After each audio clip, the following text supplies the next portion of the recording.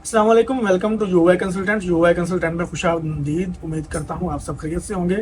तो foreign office ने आज अपोस्टल के स्टैम्प पर काम शुरू कर दिया है। जो डॉक्यूमेंट्स हैं आपके वो अपोस्टल होना शुरू हो गए हैं और जो उसकी अटेस्टेशन है कंप्यूटराइज्ड होना शुरू हो गई है। जो इसमें इम्बॉज होती है अपोस्टल की स्टैम्प वो लगना शुरू हो गई है। और उसके बाद से सवाल ये आ रहा है कि क्या तमाम एम्बेसीज की लीगलाइजेशन ख़त्म हो गई है।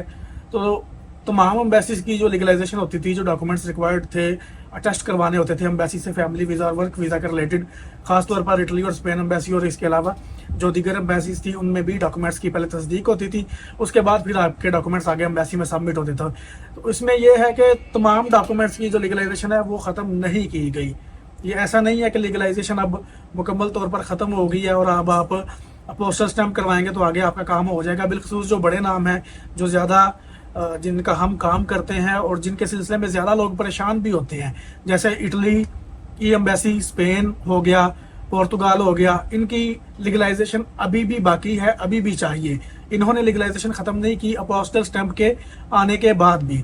फिलहाल अम्बेसी की तरफ से कोई नोटिफिकेशन नहीं आया और मैंने खुद कॉल करके भी पता किया, BLS के सेंटर में कॉल की है, उनसे पूछा है कि क्या लीगलाइजेशन अब ख़त्म हो गई है, आप हमें इस चीज़ के बारे में बताएं, मेरे डॉक्यूमेंट्स फैमिली वीज़ा के रिलेटेड हों तो क्या अब मैं फॉरेन ऑफिस से पोस्टल स्टैम्प करवा कर ले आऊँ। तो उन्होंने बताया कि अम्बेसी की तरफ से हमें कोई नोटिफिकेशन नहीं दिया गया कि लीगलाइजेशन की फाइल्स को आप सबमिट ना करें या लीगलाइजेशन ख़त्म हो गई है। हमें लीगलाइजेशन की फाइल सबमिट करने के लिए जो ऑथोराइजेशन दी गई है वो अभी तक बरकरार है। मीन्स कि जो लीगलाइजेशन की अपॉइंटमेंट्स हैं, जिन लोगों ने डॉक्यूमेंट्स लीगलाइजेशन के लिए सबमिट करने हैं वो अभी भी आएंगे, उनके डॉक्यूमेंट सबमिट भी होंगे और वो लीगलाइज भी होंगे। अम्बेसी वाले उनको डॉक्यूमेंट्स लीगलाइज करके वापस भी करेंगे, यानी कि अटेस्ट करके।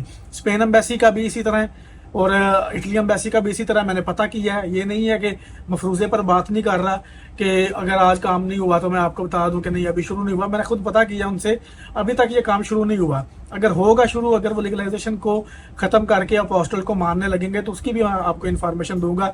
लेकिन फ़िलहाल ये है कि लीगलाइजेशन अभी बाकी है, अभी लीगलाइजेशन ख़त्म नहीं हुई। जो जिन कुछ एम्बेसीज हैं जिन्होंने ये लीगलाइजेशन ख़त्म कर दिया, जैसे कि यूनान की जो एम्बेसी है, ग्रीस एम्बेसी है, उन्होंने इस चीज़ पर, लीगलाइजेशन पर काम वैसे ही रोक दिया हुआ था। तकरीबन 1 साल हो गया कि उन्होंने कहा जब आपका अपोस्टल शुरू होगा तो हम अपोस्टल स्टैंप ही लेंगे, हम आपको डॉक्यूमेंट्स आपके लीगलाइज करके नहीं देंगे।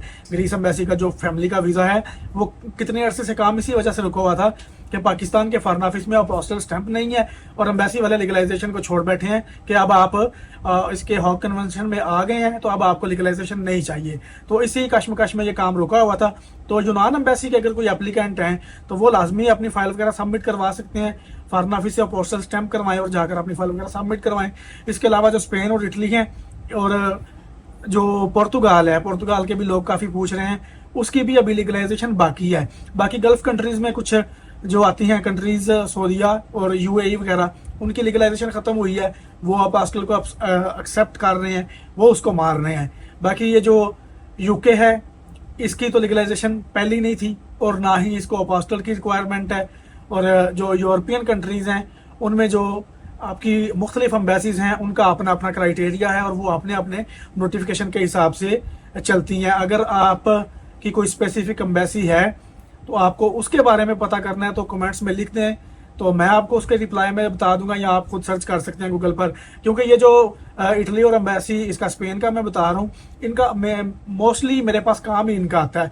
और पुर्तगाल का भी मुझे काफ़ी लोगों ने पूछा तो इसलिए मैंने उसको वीडियो में शामिल कर लिया है। अदरवाइज़ तो इतनी सारी एम्बेसीज हैं तो एक एक करके गिना नहीं जा सकता। बाकी आपको जिसकी इन्फॉर्मेशन चाहिए आप कमेंट्स में लिख दें, आपको उधर रिटन ही जवाब मिल जाएगा।